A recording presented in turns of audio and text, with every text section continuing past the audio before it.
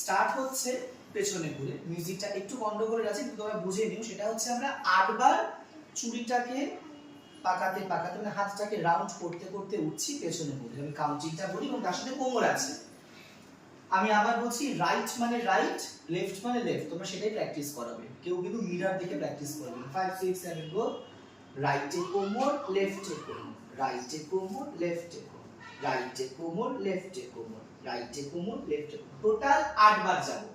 1 2 3 4 5 6 7 8 হয়ে যাবার পর ডান পাটাকে সামনে দেব, ডান পাটাকে পেছনে দেব, ডান পাটাকে সামনে দেব, ডান পাটাকে পেছনে দেব, করে করে ঘুরবো। কোন সাইড থেকে ঘুরছি? আমি আমার রাইট সাইড থেকে ঘুরছি, মানে এই দিক থেকে ঘুরছি।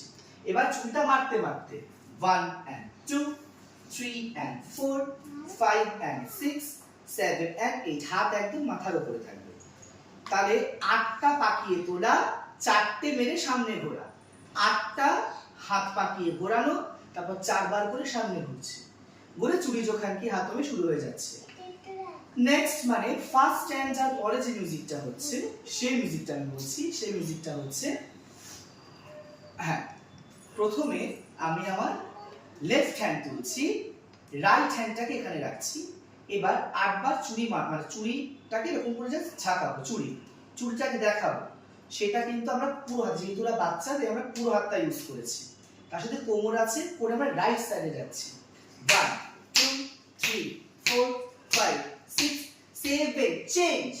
7 বার মেরে 8 বার এবার চেঞ্জ।